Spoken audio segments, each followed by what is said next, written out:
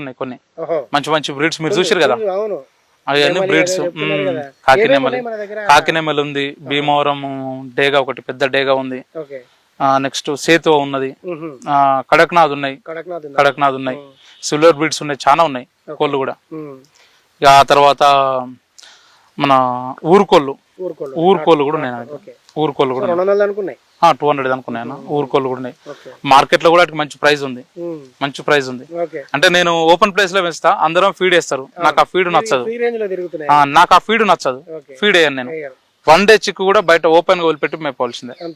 వాటికి ఫీడ్ వేసి వాటిని ఫీడ్ పర్పస్ లో పెంచి చేయాల్సిన అవసరం నాకు లేదు, ఎందుకంటే మీకు కావాల్సినంత ప్లేస్ ఉన్నది. ఇంకోటి ఏంటంటే అట్లున్నా కూడా ఏం చేస్తారు అంటే ఫీడ్ వేస్తున్నారు అన్న, ఫీడ్ వేయడం వల్ల నువ్వు తిన్నా వేస్ట్, బాయిలర్ కిందకి వస్తుంది నీకు. ఇప్పుడు జెన్యున్ గా తిరగాలి అట్లా, ఫ్రీ రేంజ్ లో తిరిగితే దాన్ని మాంసం తిన్న టేస్ట్ ఉంటది, అది మంచిగా ఉంటది. కానీ మంచిగా లేని మాంసం మనం తిని, ఇప్పుడు ఫామ్ లలో మా దగ్గర కూడా చాలా మంది పెంచుతున్నారు, 1000 కోళ్ళు పెంచుతున్నారు, నాటుకోళ్ళు చాలా మంది పెంచుతున్నారు.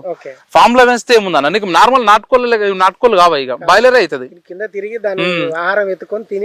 దానంతలు అది దాని పుట్ట కోసం అది తిరిగి మేసి రావాలి మన దగ్గర, కానీ దానికి మనమే ఫీడ్ వేస్తాం, మనమే వాటర్ ఇస్తాం, దానికి కెమికల్స్ అయ్యోటి కల్పిస్తాం. నువ్వు అప్పుడు అది నీకు నాటుకోడి ఎట్లా అవుతానో బాయిలర్ కూడా అవుతుంది, బాయిలర్ కూడా అవుతుంది కూడా.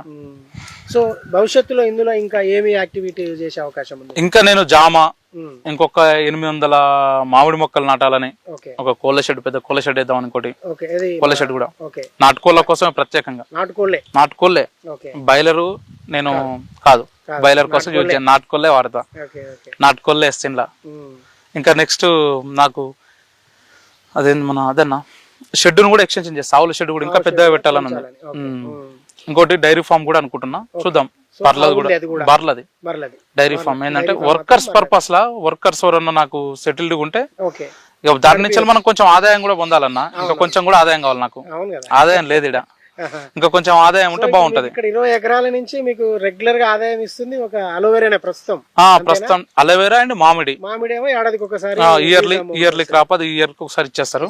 మనకు రెగ్యులర్ గా వచ్చేదంటే అలోవెరానే, అలోవెరా మీకు కోళ్ళను కూడా అమ్మేస్తా అన్న, కోళ్ళు కూడా అమ్మేస్తా. బ్రీడ్స్ మీరు చూసారు కదా, దానికి ప్రైస్ మంచిగా వస్తే ఇచ్చేస్తా, ప్రైస్ మంచిగా వస్తానే, మంచి ప్రైస్ వస్తే. అవునన్నా, ఒక్కొక్క రేట్ ఎంత ఉండొచ్చు దానికి? ఉంటది అన్న, ఒక 25,000 25,000 ఉంటది. మంచి బ్రీడ్స్ అన్నవి, క్వాలిటీ బ్రీడ్స్. పచ్చ నెమలి ఒకటి, డేగా ఉన్నది, సేత్వ ఉన్నది, ఇంకొకటి మీరు కడక్నాథ్, ఇప్పుడు కడక్నాథ్ కూడా చూసారు, అది ప్యూర్ కడక్నాథ్, ప్యూర్ అది. నేను ఫస్ట్ ఏం చేసినట్టు ఈ నాటుకోళ్ళు కూడా ఒక దగ్గర కొనుక్కొచ్చిన,